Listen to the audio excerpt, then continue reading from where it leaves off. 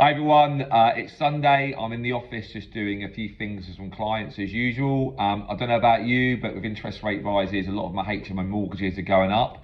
I like to think I'm in a really good place to offer you some advice. I've done HMOs for 17 years. I've got over 55 tenants in my own HMOs. And actually I represent a lot of student landlords. I've just gone through the student summer.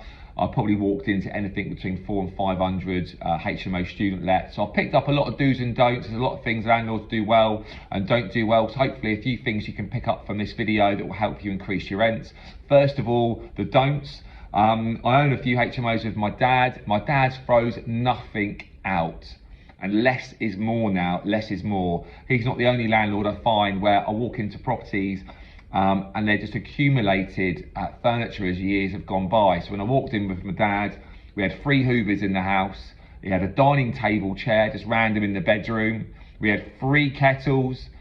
He wouldn't chuck out bedside table. So all these students have been putting in their own furniture. And then of course, when the summer comes, he doesn't want to throw it out.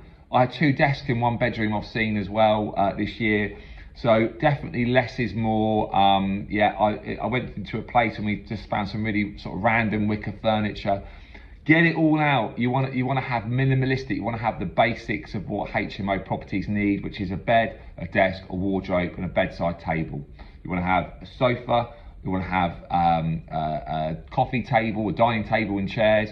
Another don't is make certain you put the right size furniture in the rooms. I've walked into places and I've seen these huge bedrooms, fantastic size rooms, and they've got a 4-foot desk, which is really small with a tiny little chair. Or I've gone into a room which is really small and they've got the massive bed, the biggest desk, and you've got nowhere to swing a cat in.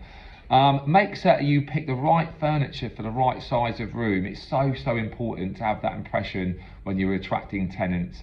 Carpets, get underlay. I've seen so many places I've gone to and it feels so hard and soulless just because the carpets have been put down and there's no underlay in there. Another one, internal doors. You can get some really nice fire doors now, but a lot of the houses are fit with these industrial brown doors which look horrendous. It just makes it feel soulless. So a quick and easy way to make a property feel better is by getting some better quality internal white doors. Another one is curtains. Look, there's a lot of curtains that I see that are fitted really well, but actually over a period of time, a lot of them can look worn, stained, mold spots. If you've had some tenants in there that have had a bit of condensation problems, you wash them, the stains don't come out, and they start to look a little bit worn. Blinds, I feel that you don't have that problem. I get some nice Venetian blinds you can get really cheap nowadays, and they look and feel a lot more modern. Mattresses, get good quality ones. I take a lot of tenants out on viewings and they tend to sit on the beds to test them.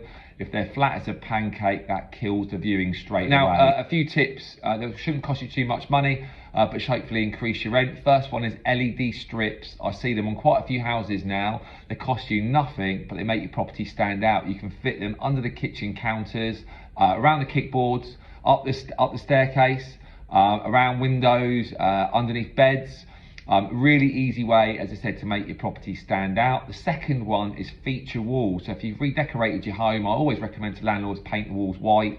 But a lot of landlords now have done, like one feature wall a different colour. Some landlords have gone even further than that and they've done a feature brick wall. Now it looks fantastic in photographs.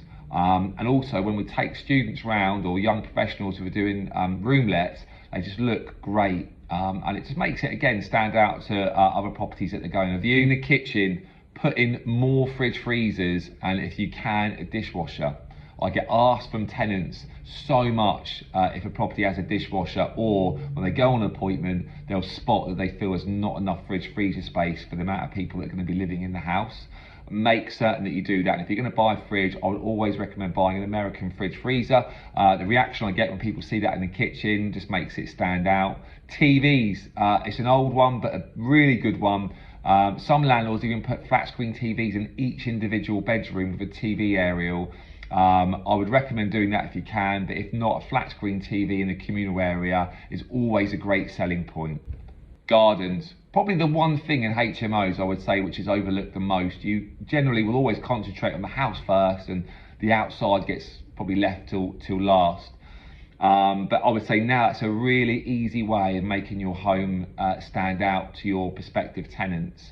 I know a lot of landlords will complain and say that tenants neglect gardens, they don't cut them, they don't maintain them, and the damage, the grass gets damaged and they look a state when they get returned. But there's really easy ways to make this simple, AstroTurf being one of them. Shingly areas, decking, getting nice pergolas, putting nice outside lights out there, built-in barbecues. Really, I would say go the extra mile in the garden, and that's a real selling point to your home, and that just one thing would increase your rent definitely.